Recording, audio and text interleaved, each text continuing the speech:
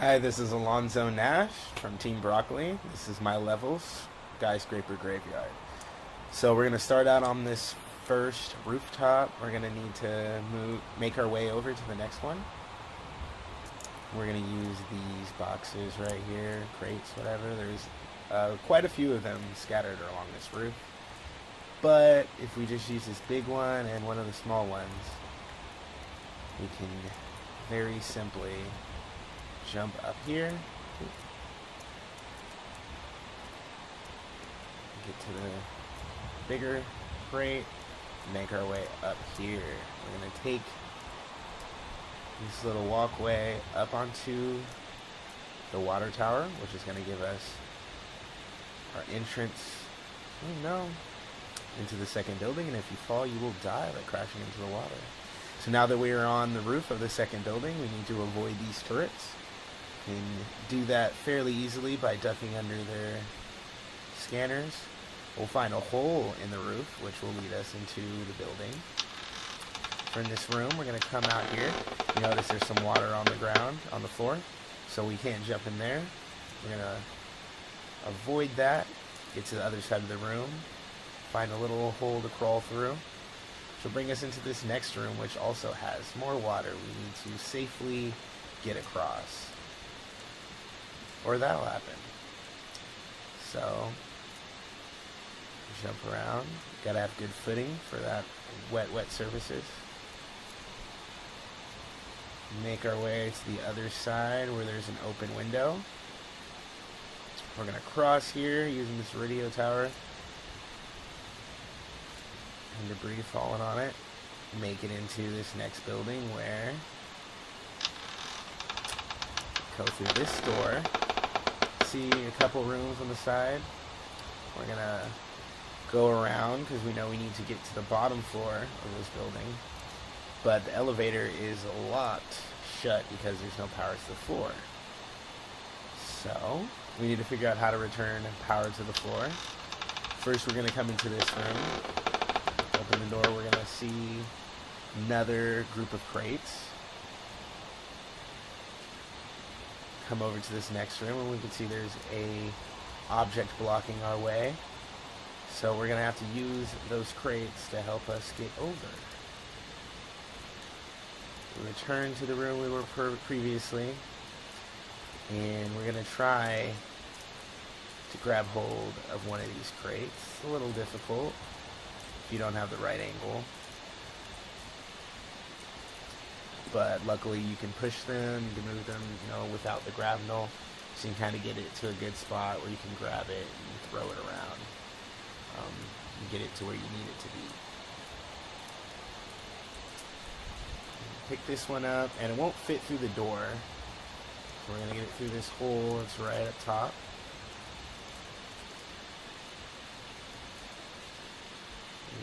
With the help of our trusty grapnel, we're going to move this over so we can get to the other side of this wall right here. Jump. And we have a switch. So you activate this switch, and it is supposed to turn on the power to the floor. We use these boxes over here to jump back over. You'll notice that the switch is not the easiest thing to activate. You kind of got to jump a little higher to reach it. So as you see, we can't actually activate the button yet. So we're going to return, make sure that we get that switch. Jump back over.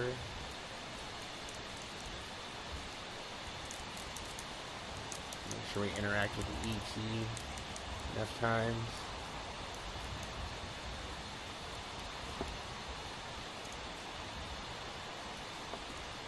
Then we're going to come back around, and it looks like we can activate the elevator door, which brings us to the shaft of the elevator, full of all these deadly lasers. We're going to jump around those and try to avoid them as best as possible. Come down the elevator, which we come to the bottom room. There's a lot of turrets, obstacles like these laser that are blocking our path, but we easily, as scrappers, make our way through and onto the island. Hello, my name's Ivan Tate, and this is Crazy Jungle Island. First we'll go across, we'll follow the path of the little origami, and then we'll come up and we'll see that there's a gate block. We'll go to the path once again to the origami, and find a game object, which is the axe. This axe will unlock the gate, so we'll head to the gate, destroy that. Still follow the path of the red origamis, go across the bridge. We'll see that there's a gate there in their village. We'll see if we can find something to open that gate up, so we'll open these huts with the grabnel. In this hut, we see that there's a blue origami to collect. And as we see in this hut, there's an axe, so we'll use the grabnel to open this.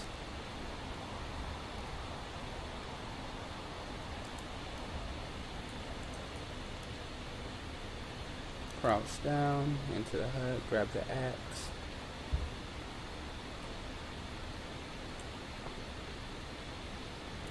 Go to the bamboo gate, destroy that with the axe. Now we see that there's a cave entrance that's blocked off as well. So we'll go through this little obstacle by crouching and jumping. Collect blue origamis.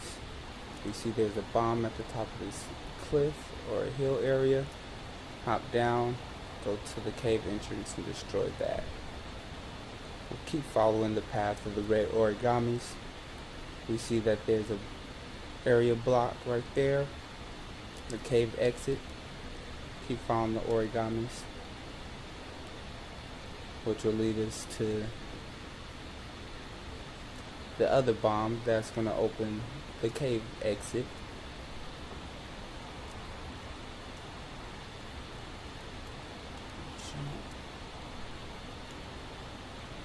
And head over to the area, open that, collect the last origami, and we exit my area. Thank you for watching. Hi, I'm Harvey Hill, and we are approaching my scene, the factory. We walk up this hill, and we find ourselves in the sort of broken corner of it, where some damage has taken place. And we collect our first command node. There are little circular green objects with a little effect on them to make them easier to see. They're used to more or less interact with some of the machinery here in the factory. So we spend one there to activate this elevator. The two others that we have found we can use on this security console, which will allow us to gain access to our first slide puzzle to bypass the security system on this door. You use the grab-null to interact with the slide puzzles, which can be sometimes finicky. And as you move the command node to its target destination, it raises the force field. This is the first generator that you're going to run into. There are 3 in total, and here you're going to basically continue on with the slide puzzles to activate it. Each slide puzzle I tried to make a little bit more difficult, or introduce newer mechanics, more complex mazes for them, just to sort of introduce and then allow the player to practice it. Now, we see here that there is some toxic sludge on the floor. We could build a way over with the crates, we could just run through it and accept whatever damage we take, but we're going to use the command nodes to have it drain. Running through, we find our second generator and our third slide puzzle. And this one, you'll note, has something different, and that is, hey, there's a switch now. And when you hit those switches, it causes the door to move. And sometimes Unity just does weird things. So we will not be getting the second generator this playthrough. We introduce the first of our platforming mechanics for the factory here. There is toxic sludge, so if you fall off these, you will take some damage, which is what happened there. But you will make your way up these cylinders, which were originally envisioned as a sort of storage tanks for the toxic sludge, and make your way across.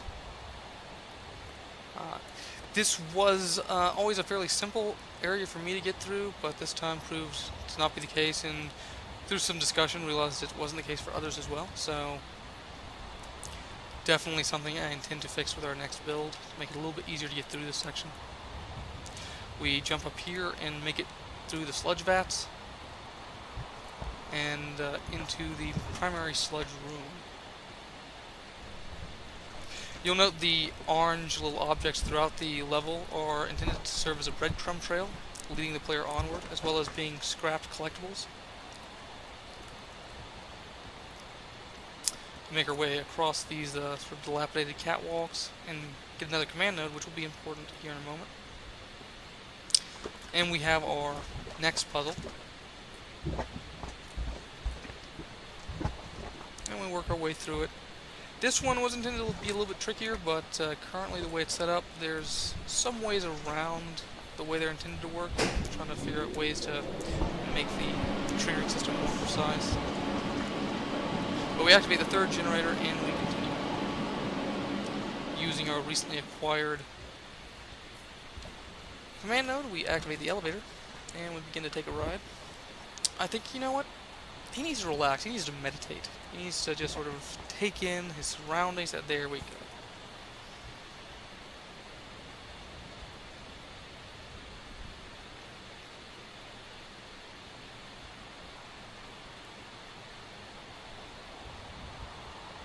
And now that he's out there, we are introduced to the last of our slide puzzles. This one's used to get through the final force field here. And you'll note that you can see the doors, but you can't see where the switches are.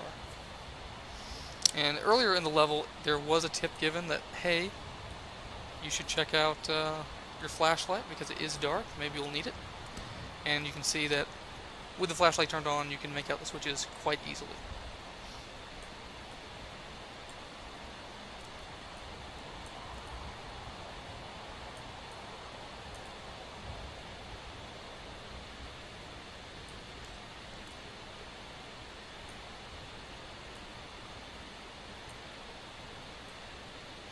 A little bit of Z fighting going on there.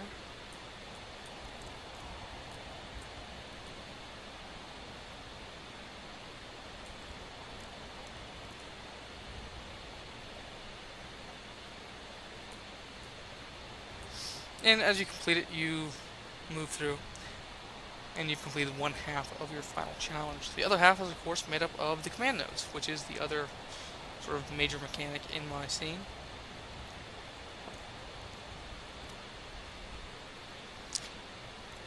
And we have this final platforming level, intended to be the most difficult of the platforming you've done so far.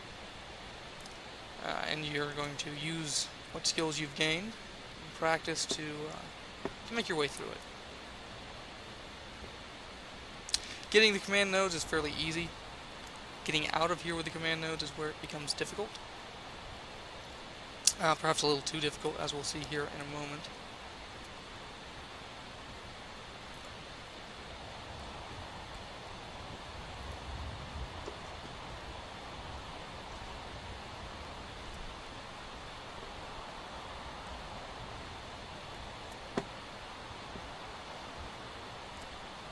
So encounter this little bug, which is if you step right in the right spot there, you get caught and trapped. So I'm going to jump back down and try it again.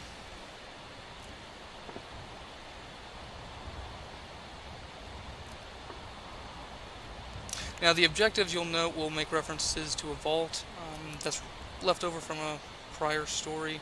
We'll be adapting it to a new story for gold. Okay, and we fall, and oh, we're in the toxic sludge. But that's fine, because that will send us back to the top when we die. Now we've opened the force field, and we can continue on to the next scene. Jonathan suffered an internet outage due to some severe storms in his area, so I will be discussing his level for you. This is Jonathan Cusack's level, or scene I should say. You arrive at the gate, but in order to get in the gate you need to find the key, which is hidden over here behind a rock. You'll use that and open the gate, and then you're presented with two paths. We're going to go to the left. And this area is guarded by some sentry turrets.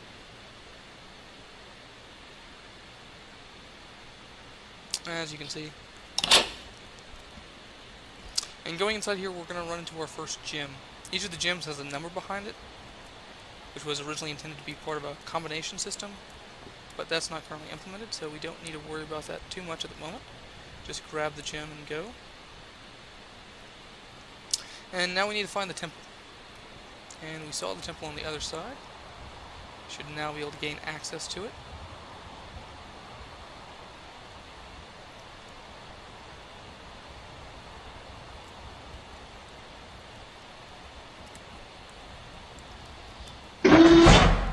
And we run through here. This is an area that's filled with gas. We get through it quickly. And we grab our next gem. This is a room of statues. You'll need to align them in a specific way to get through it eventually. But for right now, we're just going to continue on. Grab the next gem. This is the turret room. We have turrets on multiple levels, which makes things interesting when you're going for the second gem here. And grab the first. And then make our way over to the next. So you think you're safe from them, and then you start jumping, and then hails of gunfire coming straight at you. And we leave. Now to locate the tomb, we're going to go to the left here in order to get to that gate. We need to find the artifact that's in here. Once we get in here, we're going to use the grav null to open up the sarcophagus. And then we're going to get this ring. The ring was modeled to have sort of a gear-like look to it, with the intent being that you use it on the gate to open it. And as we reach the gate, we reach the end of Jonathan Cusack's level. Hey, Andrew Young here, and I am doing my voiceover for my area of our level here. This is the hidden bunker. So we kind of wanted to create a feel that was like a little dark and creepy. Just an old rundown research facility, so there's some equipment hanging out in here and stuff. It's a little brighter than what we want it to be, but we'll polish that up in gold. So that's a gas room that's, if you walk into it without venting the gas, it'll do damage to you and you'll die. Damage over time. And you can see we've got a functioning computer there as our artifact. That's our main circuit breaker. So right now we want to figure out a way to get the power running, so we're going to try and find some wire. And it looks like we got a cutting torch here. I wanted to make this part of the level more visually interesting, not so much challenging. So we've got a neat little effect when you cut open the grate and stuff like that.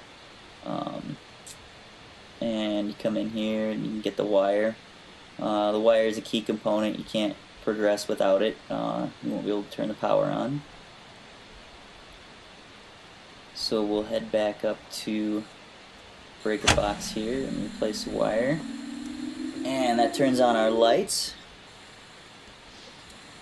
I got a couple of lights that are flickering and some that are burned out, things like that, to make it look more realistic. So now he's got power to the computer, but computer needs a key card, so gotta head inside the office there and grab the key card. Looks like he's gonna try and outrun the poison gas. Didn't get it turned off there. So now he's got the key card.